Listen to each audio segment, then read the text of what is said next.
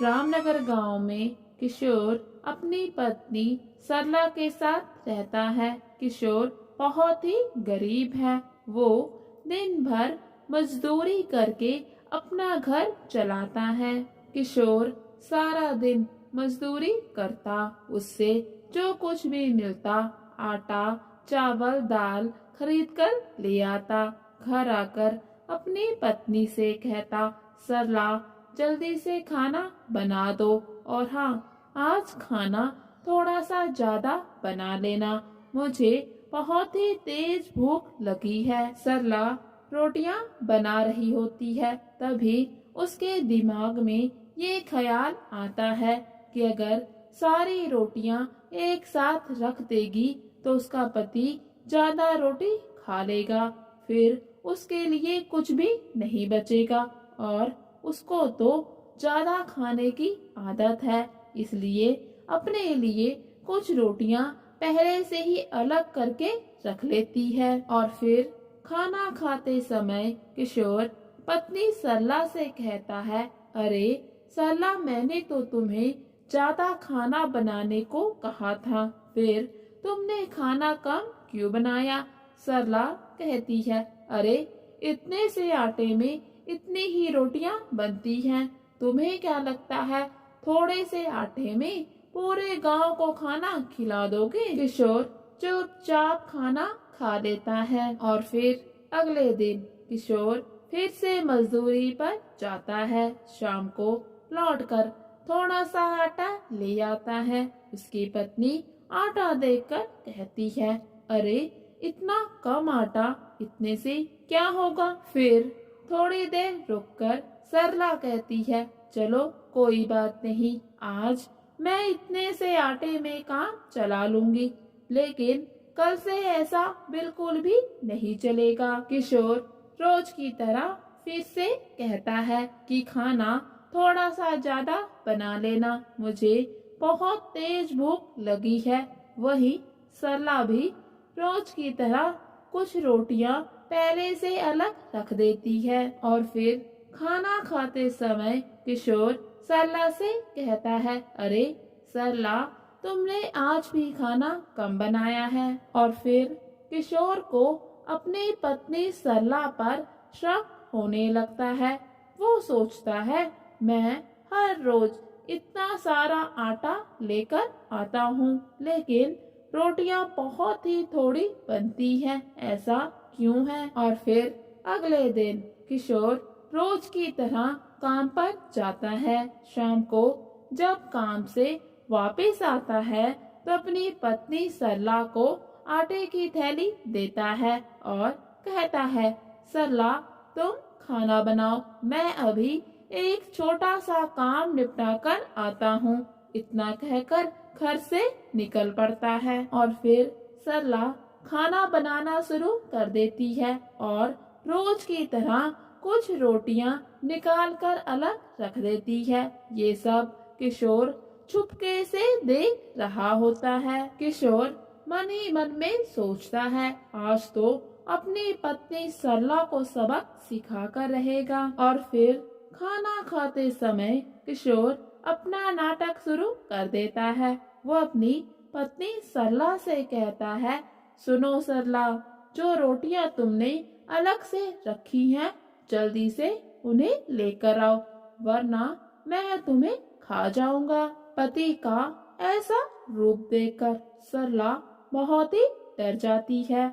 जल्दी से रोटियां लेकर आ जाती है और अपने पति से माफी भी मांगती है। और फिर अगले दिन जब सरला अपनी सहेलियों के साथ बाहर जाती है तो उन्हें बताती है कि कल रात उसके घर पर क्या हुआ। सरला कहती है, देखो दीदी, आप लोगों को तो पता ही है कि मुझे थोड़ा ज्यादा खाना खाने की आदत है, इसीलिए मैं हर रोज कुछ रोटियां अपने पति से छिपाकर अलग से रख देती थी, लेकिन कल रात ना जाने उन्हें कैसे पता चल गया। उन्होंने साफ साफ बता दिया कि मैंने रोटियां कहाँ पर रखी है, और जिस समय वो ये सब बता रहे थे ऐसा लग रहा था जैसे मानो उनके अंदर कोई दिव्य शक्ति आ गई हो। मैं तो उस समय बहुत ही डर गई थी।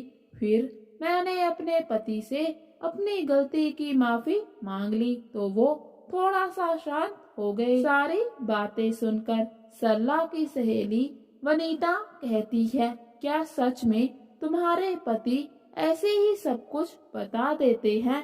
पता है, मेरी गाय 2 दिन से लापता है। फिर सरला अपनी सहेली वनीता को कल सुबह आने को कह देती है। घर आकर पति किशोर को बताती है कि कल सुबह उसकी सहेली तुमसे मिलने आएगी, उसे तुमसे कुछ काम है। फिर अगले दिन वनीता सरला के घर आ जाती है। वनीता सरला को आवाज देती है। सरला वनीता से घर के अंदर आने को कहती है और फिर वनीता किशोर से कहती है, भाई साहब, आप तो बहुत ही ज्ञानी हैं, कृपया मुझे बताएं मेरी गाय कहाँ गई? वो 2 दिन से घर वापस नहीं आई। सुबह घास चरने गई थी, तब से अभी तक वापस नहीं आई। किशोर बहुत ही दुविधा में फंस जाता है। सोचने लगता है कि अब वो क्या बोले। तभी किशोर कह देता है, देखो बहन, तुम्हारी गाय अगले 2 दिनों में तुम्हारे घर आ जाएगी। तुम बिल्कुल भी चिंता ना करो और अभी अपने घर वापस चली जाओ। और फिर किशोर सोचने लगता है, अब मैं क्या करूँगा? 2 दिन के बाद गाय कहाँ से आएगी? और फिर अगले दिन जब किशोर काम से वापस आ रहा था तो उसको रास्ते में एक गाय नजर आती है। वो गाय को बहुत ही ध्यान से देखता है तो पाता है, अरे ये गाय तो वनीता की गाय है, चलो इसे घर लेकर चलता हूँ।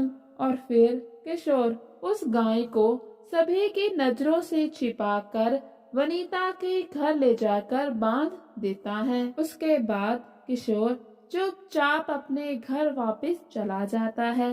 अगले दिन वनीता देखती है, अरे ये तो मेरी गाय है। ये देखकर वनीता बहुत खुश हो जाती है और फिर वो सभी को बताती है कि कैसे किशोर ने उसकी लापता गाय का पता बता दिया कि वो 2 दिन बाद खुद ब खुद वापस आ जाएगी। और फिर बिल्कुल ऐसा ही हुआ।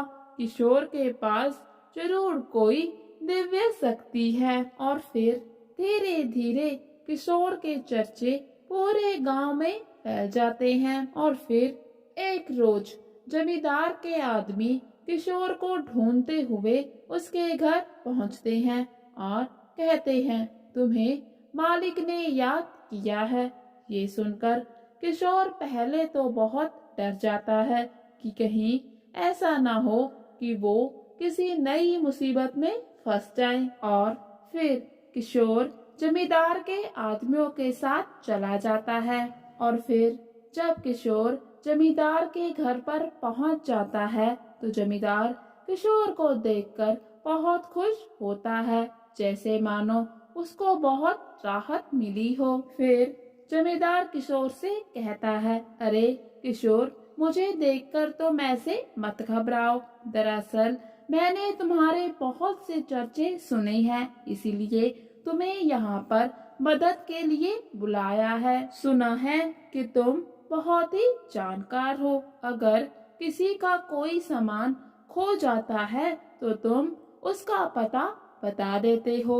हमारे घर से भी हमारे खानदानी जेवर खो गए हैं, या फिर यूँ कहो किसी ने चोरी किए हैं। तुम बस मुझे उसका पता बता दो, मैं उसे नहीं छोड़ूंगा, सीधा फांसी की सजा दूंगा। जमींदार की ये बात सुनकर किशोर बहुत परेशान हो जाता है और मन ही मन सोचने लगता है, अब अगर उसने जमींदार के जेवर के बारे में नहीं बताया तो उसको जरूर फांसी की सजा हो जाएगी। कुछ समय सोचने के बाद किशोर कहता है, अरे मालिक, मुझे आप 1 दिन का वक्त दीजिए, मैं आपके जेवर के बारे में जरूर बता दूंगा। फिर जमींदार अपने आदमियों से कहता है कि किशोर को कमरे में ले जाएं और उसकी सभी तरह की सुख सुविधाओं का ध्यान रखें। और फिर किशोर अपने कमरे में बहुत ही परेशान होकर बैठा होता है।